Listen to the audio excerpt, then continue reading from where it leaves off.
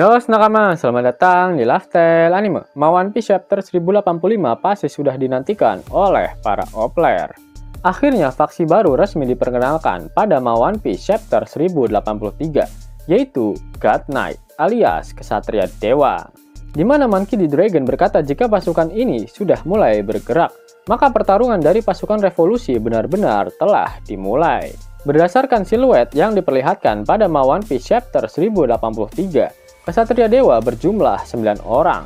Selain itu, dari pernyataan Monkey D. Dragon tersebut dapat disimpulkan jika Kesatria Dewa benar-benar kuat. Pertama-tama coba kita jabarkan berada di manakah kedudukan dari para Kesatria Dewa di dalam hierarki pemerintah dunia. Selama ini yang kita ketahui pemerintah dunia berisikan para sampah Tenryubito.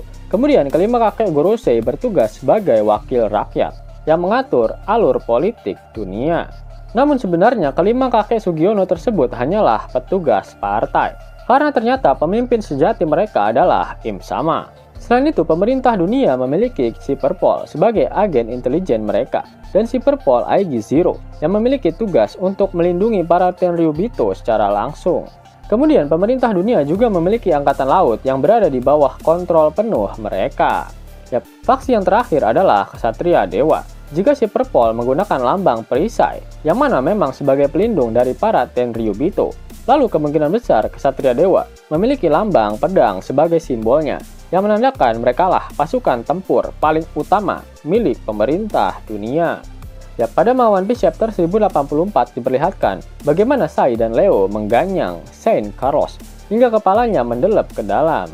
Orang-orang di sana sangat ketakutan karena pasti sosok Admiral akan segera datang untuk menyelesaikan masalah ini. Karena kode etiknya memang ketika seekor Tenryubito terluka, maka satu admiral akan datang, seperti saat Luffy menghajar Saint Carlos di kepulauan Sabaody, dan seketika Admiral Kizaru datang untuk menyelesaikan masalah tersebut. Namun kali ini berbeda. Pada One Piece Chapter 1054, Akainu mengatakan jika percobaan pembunuhan yang terjadi pada Saint Carlos akan ditangani langsung oleh Kesatria Dewa. Dan Akainu tak mau ikut campur dengan insiden tersebut. Itu artinya hierarki Kesatria Dewa berada di atas Fleet Admiral sekalipun, dan sudah pasti di atas CP0. Karena CP0 harus melapor terlebih dahulu pada Angkatan Laut jika mereka ingin bentrok dengan Yonko untuk memastikan apakah mereka mendapatkan lampu hijau atau tidak. Berbicara mengenai Kesatria Dewa, terdapat satu hal menarik yang diperlihatkan dari siluet mereka pada One Piece Chapter 1083 kemarin. Salah satu siluet mereka sangat mirip dengan sosok Akagami no Shanks, mulai dari rambut, jubah yang dikenakan, dan posisi peletakan pedang yang berada di pinggang kanannya benar-benar sangat merepresentasikan jika dia adalah Shanks. Apa benar Shanks adalah salah satu dari Kesatria Dewa? Atau ada sosok lain yang ternyata memang benar-benar mirip dengan Shanks? Mari kita analisis bersama-sama. Setelah perilisan One Piece Chapter 1083 kemarin, semua player langsung kembali membicarakan pertemuan antara Shanks dan Gorosei pada One Piece Chapter 907. Apakah sosok itu benar-benar Shanks? Jika percakapan antara sosok itu dengan para Gorosei ditelaah lebih seksama lagi, maka sepertinya sosok itu bukanlah Akagami no Shanks. Merujuk pada perkataan salah satu penggiat One Piece dengan codename Sandman, saat para Gorosei melakukan podcast dengan sosok yang katanya adalah Shanks, mereka berbicara dengan kata-kata yang sopan padanya. Padahal saat para Gorosei berbicara dengan Fleet Admiral Buakainu, mereka menggunakan frase kata yang kurang sopan. Sedangkan sosok yang mirip Shanks juga berbicara dengan frase kata yang sopan pada para Gorosei. Coba kalian bayangkan, itu artinya derajat Gorosei dan sosok itu bisa dianggap setara. Apakah fakta tersebut semakin memperkuat jika sosok itu bukanlah Shanks, namun salah satu Kesatria Dewa? Lalu isi dari percakapan antara Gorosei dan sosok itu juga mempertegas jika derajat antara mereka memang setara. Salah satu Gorosei berambut panjang dengan kumis menjulang berkata seperti ini. Saat ini sedang berlangsung Kongres Reverie, mempertimbangkan posisi yang kau jabat saat ini. Seharusnya kau tak ikut campur dengan dunia perpolitikan. Jika itu Shanks, posisinya sebagai Yonko jelas ada hubungannya dengan perpolitikan dunia. Karena pemerintah dunia sendiri berkata jika para Yonko adalah salah satu faksi yang secara tidak langsung telah menstabilkan keseimbangan dunia. Sehingga hal ini semakin memperkuat jika sosok itu bukanlah Shanks. Dia adalah salah satu Kesatria Dewa yang siluetnya sangat mirip dengan Shanks. Satria Dewa memang tidak berkecimpung di dalam dunia politik, karena dari manga One Piece chapter 1054 dan chapter 1083 dapat disimpulkan jika mereka memiliki tugas besar untuk menghabisi orang-orang yang memiliki ancaman besar untuk eksistensi Tenryubito dan pemerintah dunia. Karena disebutkan sosok yang saat ini menjadi incaran dari Ksatria Dewa adalah Sabo, Sai, dan Leo. Yap, kita kembali ke percakapan antara Gorosei dan sosok itu. Salah satu Gorosei yang memiliki rambut pirang berkata, jika mereka mengatur jadwal pertemuan karena kau yang memintanya. Itu artinya sudah ada pembicaraan sebelumnya antara sosok itu dan para Gorosei. Sehingga hal itu akan sangat mustahil jika dilakukan oleh seorang bajak laut. Jika sosok yang mirip Shanks itu adalah bagian dari Holy Knight, semuanya akan menjadi sangat masuk akal. Yap, meskipun wajahnya sangat mirip, namun ada perbedaan yang mungkin tak kalian sadari.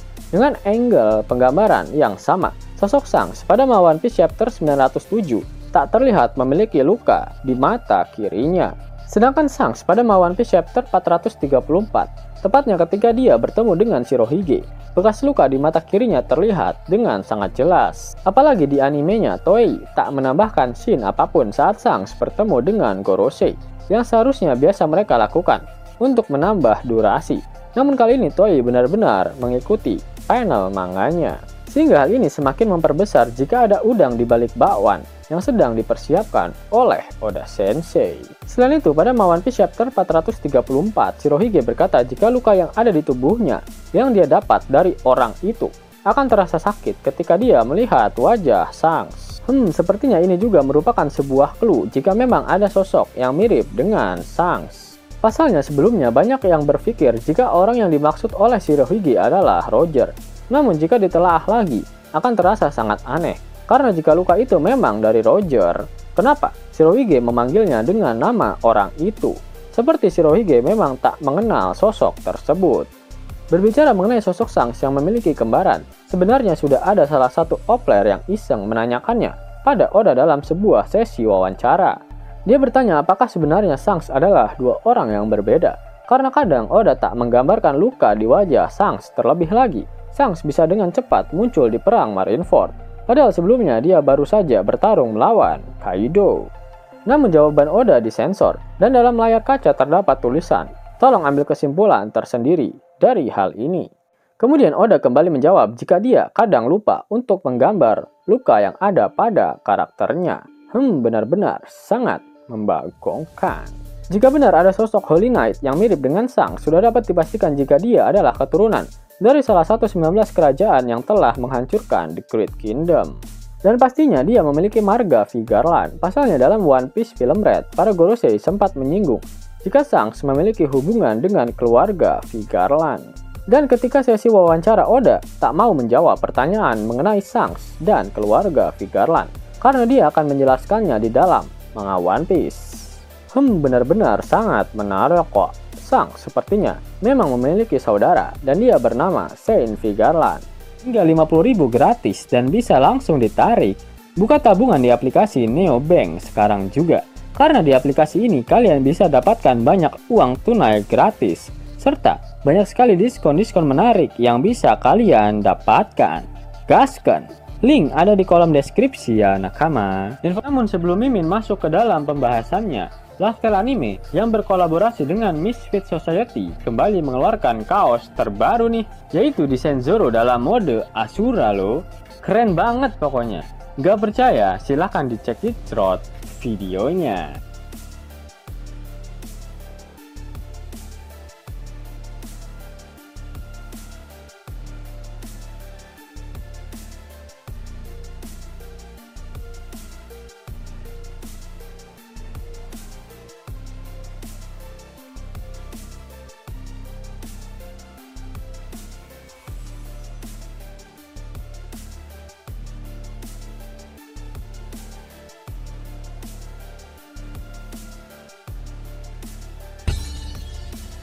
Bagaimana? Keren kan? Bagi kalian nakama Opler, terutama para fan gaynya Babang Marimo, kudu wajib harus punya baju ini. Gaskan! Link pemesanan ada di kolom deskripsi ya nak. Jelas nakama, itulah video teori mengenai salah satu God Knight yang ternyata adalah saudara dari Shanks. Jika kalian menyukai video ini, jangan lupa klik like, share, dan subscribe channel ini ya, agar nakama semua tak ketinggalan info menarik seputar One Piece. Arigato.